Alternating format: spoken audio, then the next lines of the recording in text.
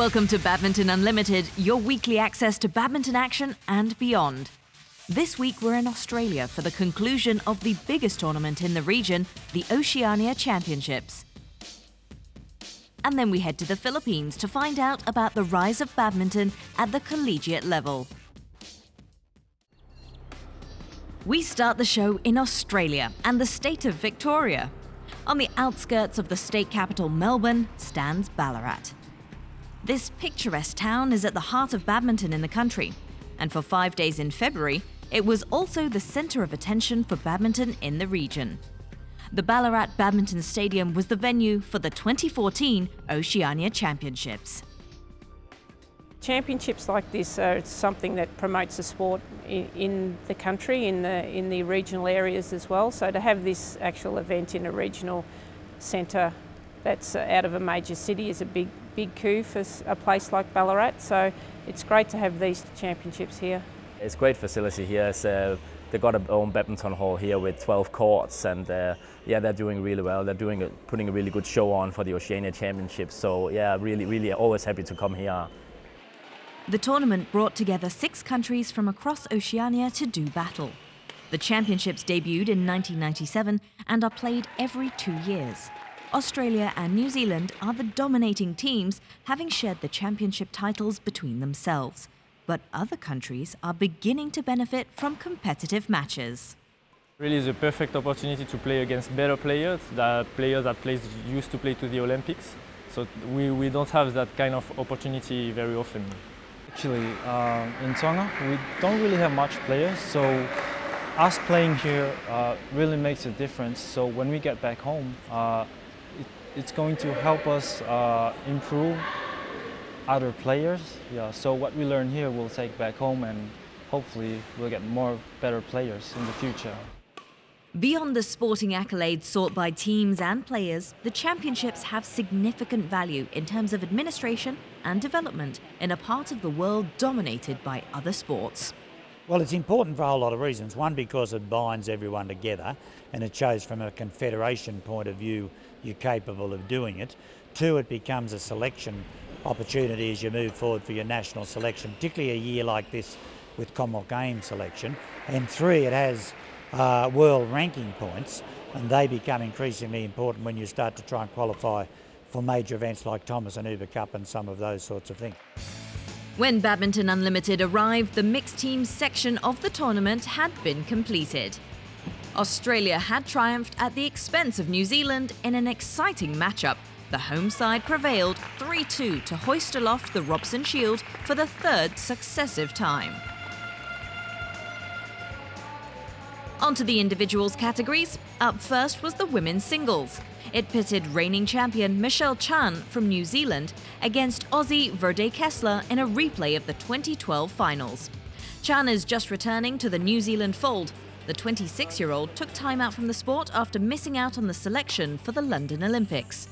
Based most of the time in Denmark, she was pleased to be back in the region. It's really significant to me. I mean, as an athlete, you always want to win, but you also want to win on home soil, where there's always pressure, but you also want to, I also want to perform in front of your friends and family, and yeah, it's really special to win on home soil, so it means a lot to me. Despite her wealth of experience at this tournament, Chan was defeated by her more youthful opponent Kessler, the 19-year-old winning in 3 games, 21-23, 21-14, 21-14. And Australia made it 2 wins as Jeffto beat compatriot Ashwant Gobinathan in the men's singles. The home fans were guaranteed of a 3rd title as the women's doubles featured an all-Australian pairing of Jacqueline Guan with Gronya Somerville and Louisa Ma with Jacinta Joe. For the players, thoughts of a possible appearance at Uber Cup was at the front of their minds. We're trying to get enough points for that. We're not sure if we'll beat New Zealand because we have to fight between Oceania, but hopefully we'll get enough points to qualify for that in India. Although the match had some close moments, it was the favourites Guan and Somerville who prevailed, 21-14, 21-17. The men's doubles saw yet another all-Australian final. Matt Chow and Sawan Sarasinge were up against their senior training partners, Raymond Tam and Glenn Worf. In a one-sided match, Tam and Worf won comfortably, 21-11, 21-13. New Zealand siblings Oliver and Susanna Leyden-Davis earlier in the day had prevented a clean sweep for the home side by winning the mixed doubles title. For Australia, it was just a minor blemish on an incredibly successful tournament. The makeup of the team was characterised by youth, with 5 finalists under the age of 20. Yeah, no, we're always hoping we can keep the young ones down for a little while longer. And but no, they've really stepped up this tournament. They've probably had their best tournament. They've really challenged us probably a little more than they have been training in the last few weeks. So yeah, it's good to see them performing well. But yeah, we just want to keep them down for a little while longer. Yeah. The 2014 Oceania Championships may have come to an end, but its value for badminton in the region continues to grow.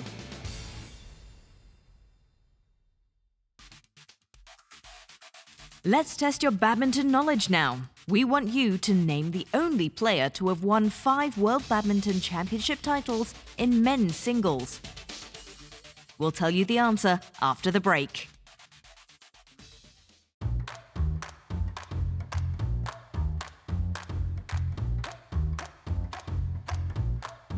Is Bali. Fruit rujak. James Bond. In Istora Stadium. From my wife. Chocolate. Lindan. Singer. Michael Bublé. One is a movie star. Andy Lau. Michael Bublé is I was so favorite about his song, and Andy Lau I was favorite when he acting in the Legend Condor Hero. Sleep. Rudy Hartono.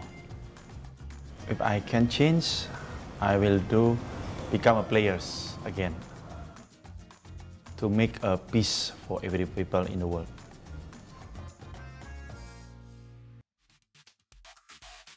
Welcome back. Before the break, we asked you to name the only player to have won 5 World Badminton Championship titles in the men's singles event. The answer is Lin Dan. The Chinese superstar took the badminton title for the 5th time at the 2013 World Badminton Championships after his arch-rival Li Chongwei retired from the match at 2017 in the 3rd game, leaving Lin to take the title 16-21, 21-13, 2017. The defending champion came out victorious once again to become the only player to win 5 world singles titles.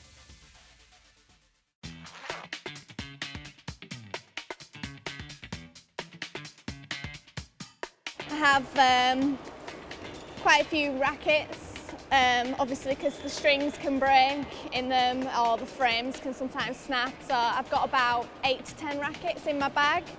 Deodorant, the essential. In this pocket I have like 2 pairs of shoes, a spare pair, especially when we're in Asia it can be quite hot and you get sweaty, so you obviously need 2 pairs to rotate your trainers. Tube of shuttles, obviously can't play badminton without a shuttlecock. So yeah, I've got some grip for my rackets. Obviously the grips can get a little bit worn out, so this is for when I re-grip my racket. Pair of scissors to cut my strings out of my rackets when my strings are broke. Got a bit of a first aid kit, a few paracetamols, the essential nail polish, very random. But and Voltarol gel for me. I like to sometimes get a bit of knee ache, so I'll rub this on my knee. And the other pocket, I've got TheraBand. Use that quite a lot. I think it's quite good for your arm and to strengthen your arm, so I use that a lot. This is probably the most important thing I've got in my bag. It's a book for all my opponents that I've played and tactics of the game, so I go to that and read that. If we play in the same pair again, I'll just look at my notes that I've wrote in my book from previous tournaments. I've got skipping rope that's quite sticky, not being used for a little while, but now and again it comes out. So, and yeah, my stepdad got me this. It's like a power ball for your wrist, strength training. I don't really use it too much, but I've just put it in my badminton bag in case. But yeah, that's about it really. They're all the essentials that I have in my badminton bag, and yeah.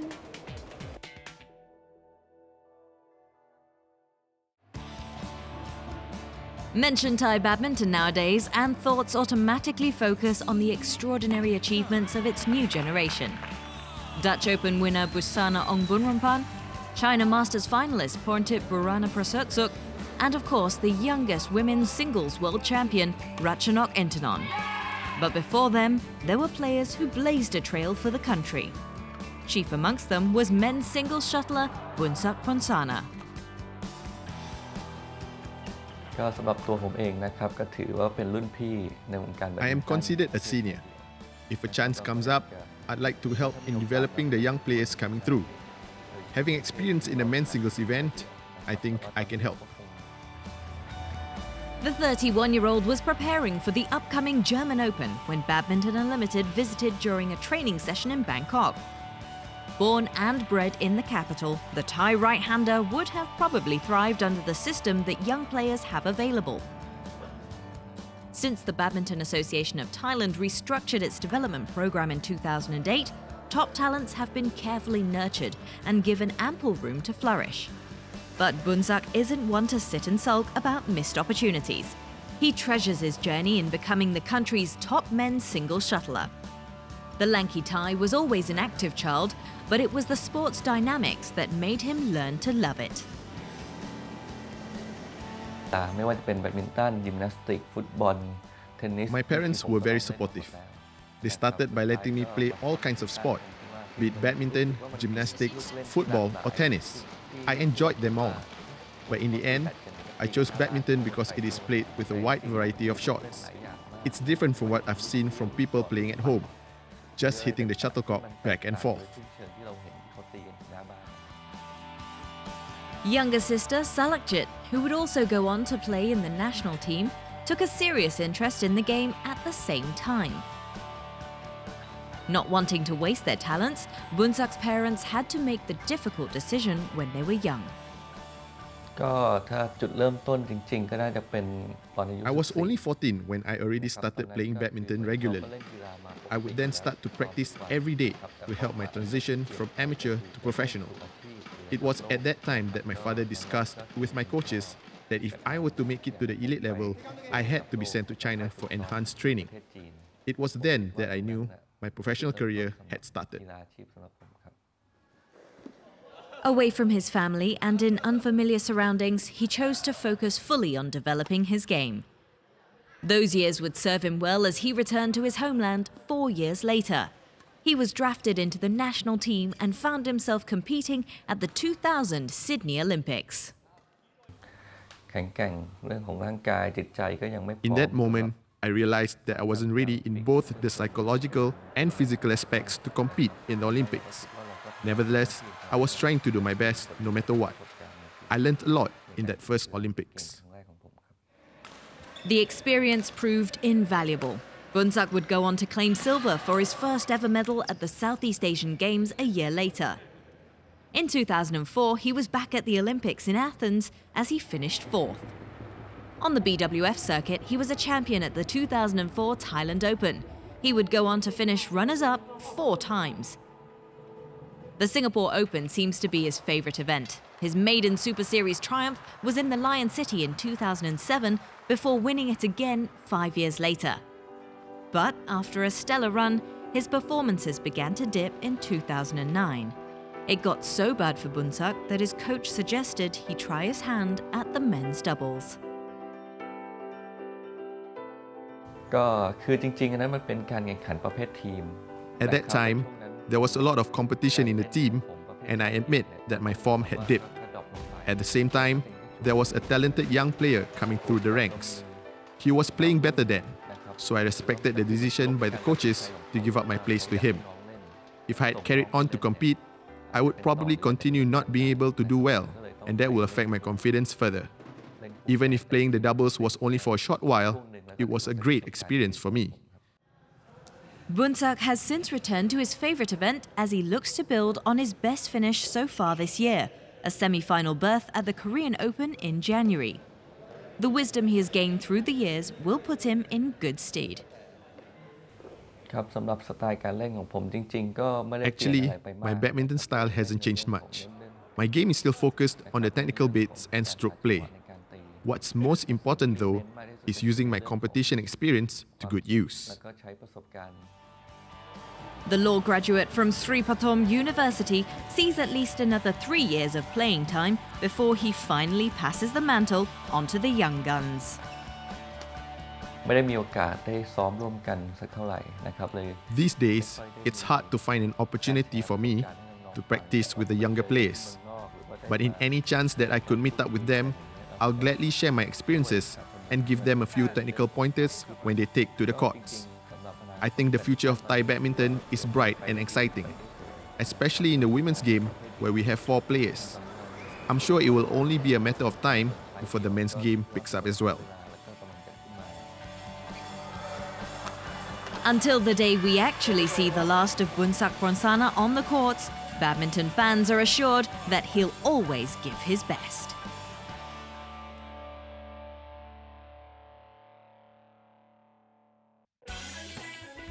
Manila, the capital and second largest city of the Philippines.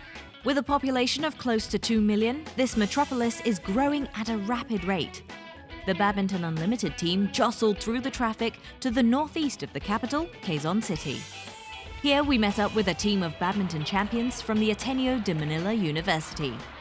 The college students clinched an unprecedented double by capturing both the men's and women's team event at the 76th edition of the country's annual college sports competition, the University Athletic Association of the Philippines, or UAAP.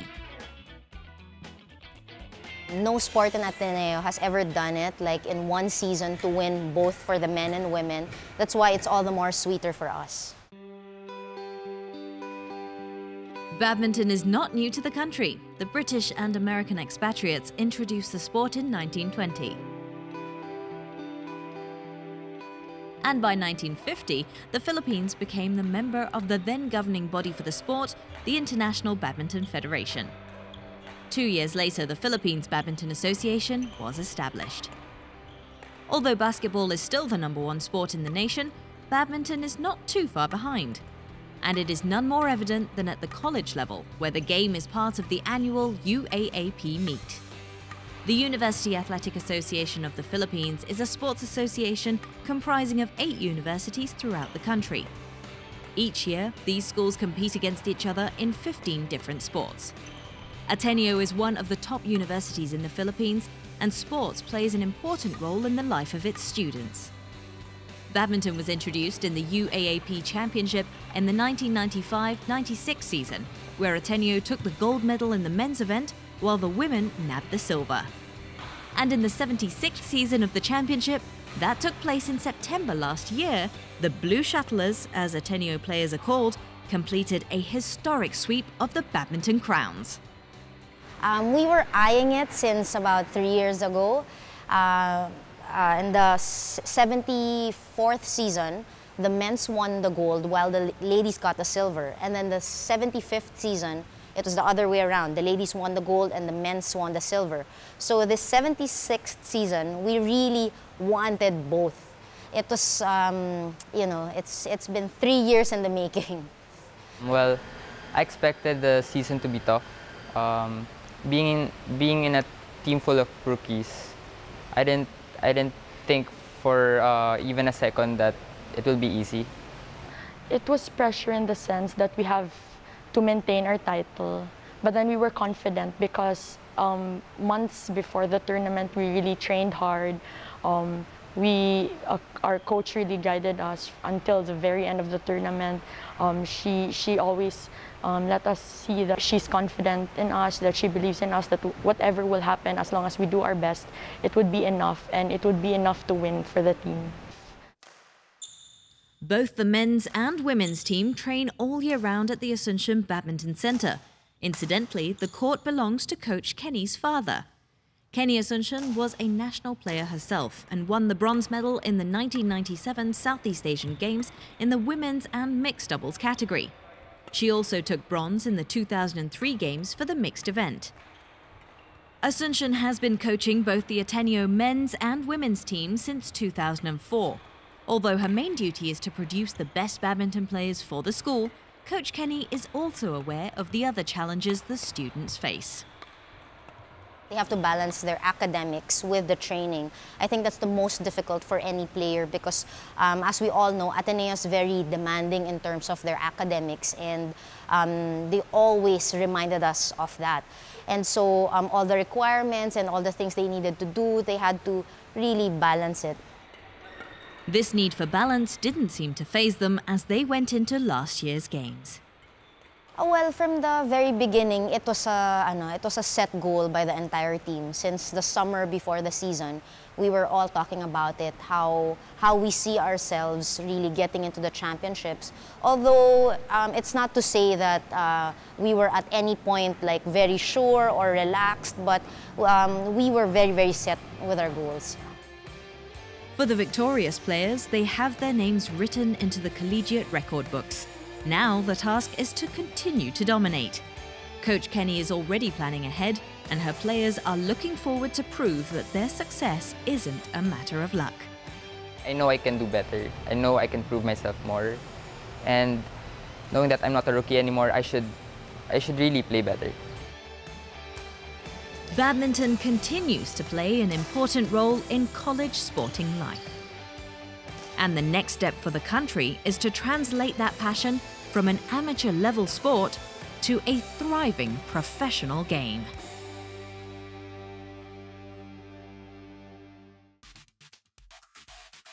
Before we go, let's find out what's happening in the world of international badminton.